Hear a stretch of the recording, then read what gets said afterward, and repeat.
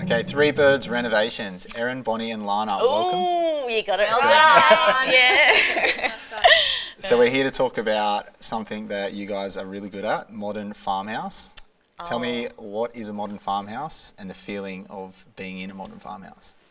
I don't know if we're really good at it, but I hope we are. Yeah. It's one of our favourite styles, and probably because it has such authenticity to it. There's that country charm which everyone loves, but you've got all the mod cons that come with, you know, the architectural designs and fixtures and fittings. So it's kind of like that perfect blend of character and modern.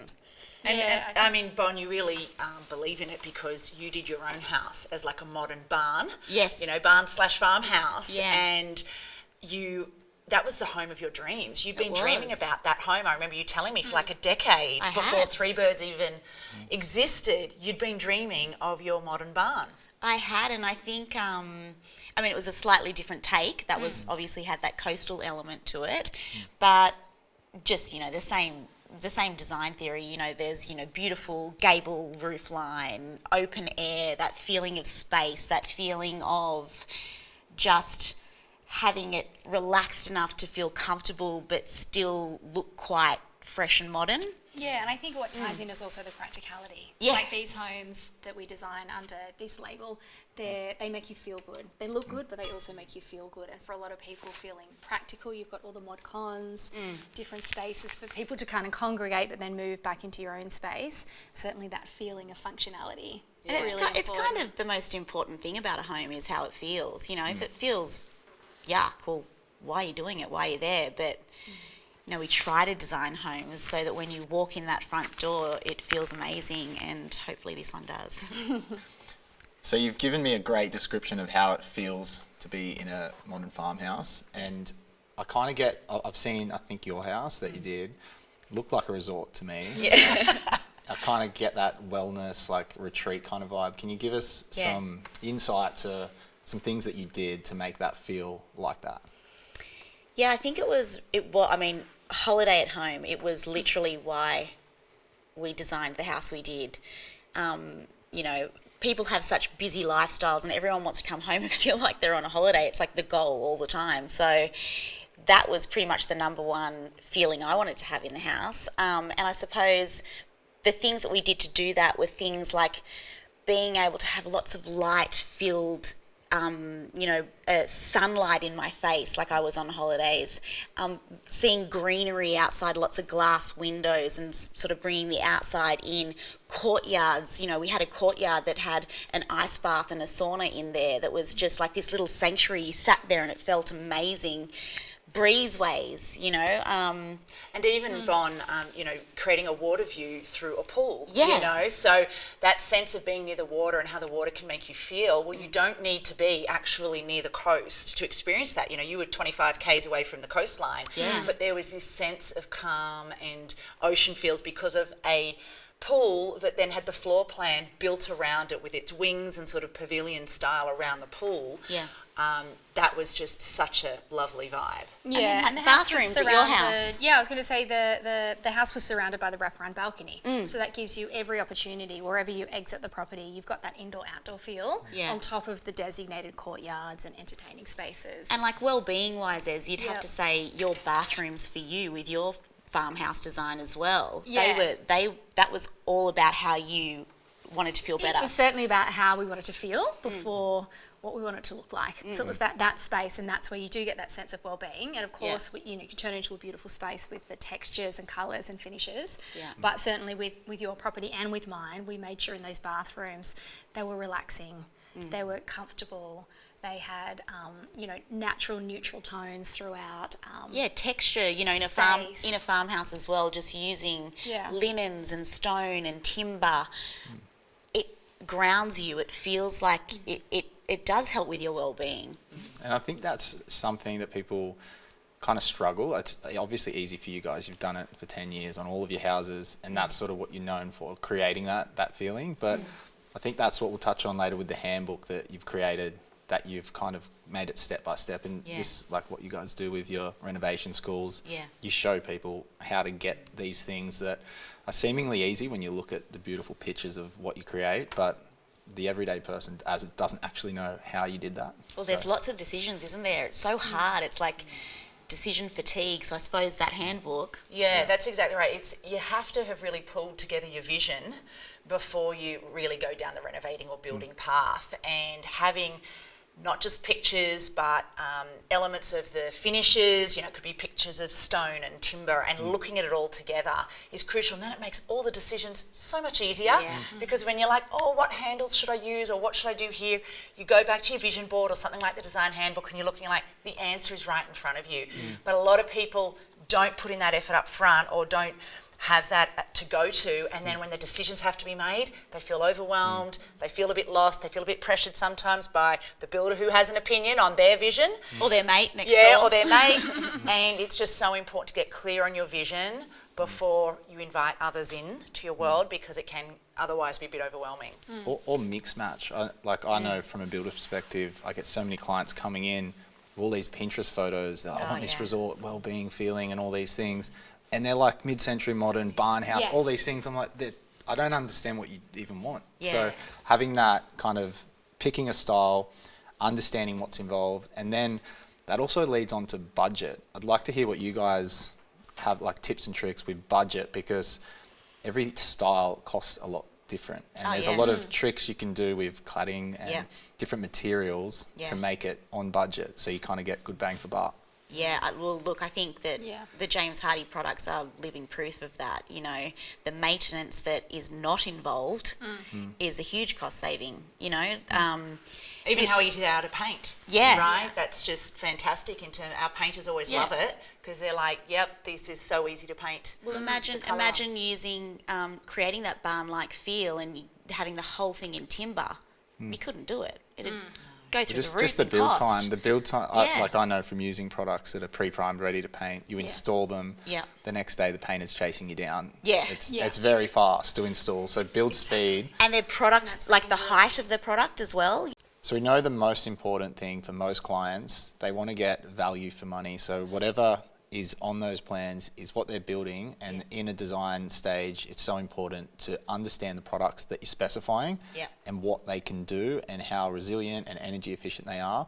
Can you give us a bit of a budget insight into... Oh, that horrible word of budget. That horrible word, it is. It's such a fine art knowing where to, splurge and save. And what a lot of people are not aware of is the cost in the building component. They've got to be there.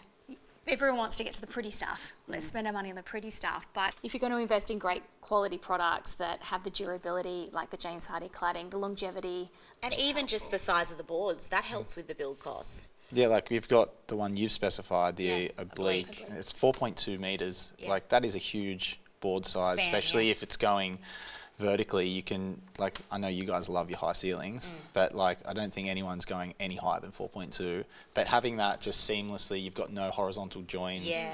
For the builders, they can just put them on so quick and easy. Oh, so cost effective. Yeah. Yeah, and even being clever, certainly with a farmhouse where I know we might do, a stone feature somewhere inside, maybe on some walls or around a fireplace.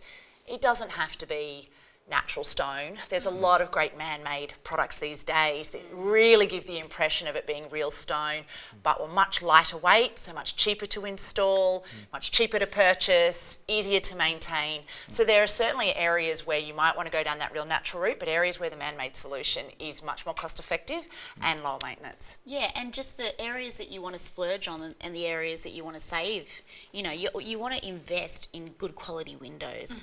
You want to invest in insulation. You want to invest in all those things that are going to make a difference on the other side. Particularly in terms of energy efficiency. Exactly. Yeah. But the things that you can save on is, changing things up with paint. That's a huge way to transform your home. Styling, furniture, all of those things you can save on.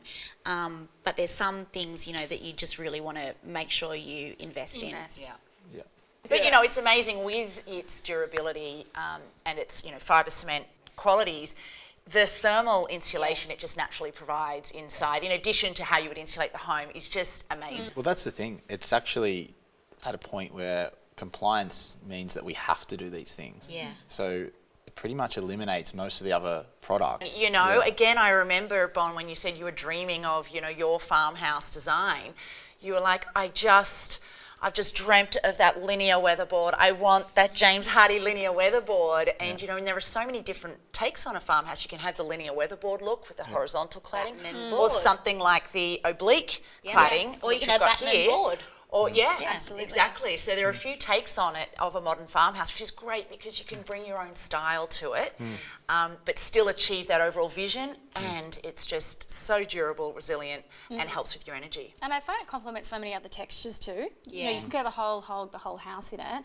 but mixing it up with stones on the exterior, Brick. it's so versatile. Spraying your brick, you know, sometimes from a budget perspective, you need to keep some of the original brick that was there, but you can then tie it in with putting the James Hardie cladding elsewhere, painting it all one colour, and it just brings it together and provides that nice textural difference. And I know we did that at your urban farmhouses. Yeah, we did. We actually used the oblique here on the front facade, and in a variety of little feature spots throughout, and then combined the stone and then painted the back. Yeah. It's the back Sprayed brick the there. Yeah, painted the brick, And I think that's a massive point that people definitely overlook when looking at budget. You guys are kind of known for renovations.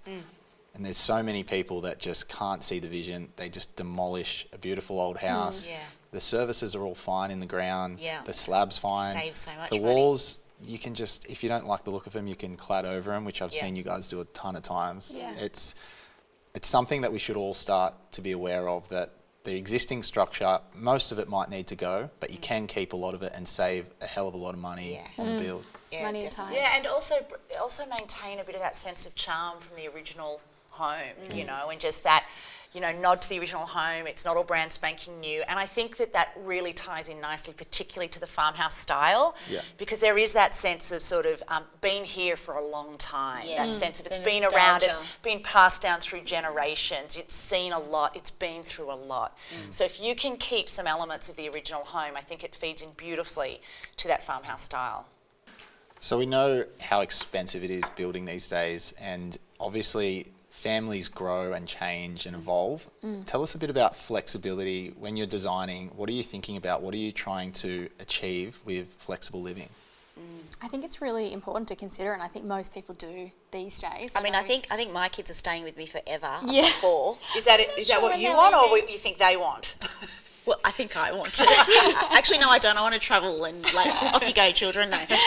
But I think certainly we're finding a lot of the time these days there is that room in the house that it could be the study, it could be the media room, it could be a bedroom, but having a multi-purpose room that can serve all those purposes. I know in our room we had a bedroom downstairs with an ensuite that was an office while we lived there. It could be a bedroom for in-laws that stay or even guests. Yeah, you know what'll You know? happen is I'll want to like get rid of the 4 kids, but all that will happen is my mum and dad will move in. Oh yeah, that's ahead of us. It's coming for So all of us that is very the soon. danger with the flexible floor plan Yeah. layout in a farmhouse, is that if it's too flexible, you could have the in-laws Yeah. or the guests staying. But too nice. having some, you know, often with a farmhouse style, you kind of got separate areas, sort of like wings, and areas that can be an escape, which is lovely. But then you've also got the central space for bringing the family together, which is that where the kitchen, living, dining is. That's the heart of the home. But then you've got these wings, which are Breakout lovely rooms. escapes for the teenagers, the in-laws, or you know the parents, or what have Working you. from home. Working from home. You know, we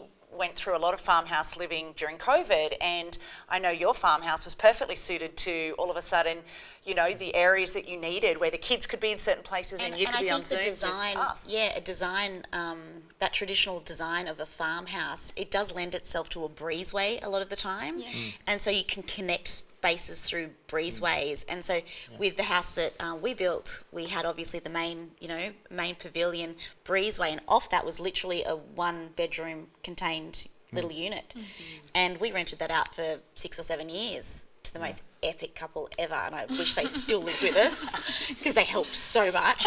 But With the kids.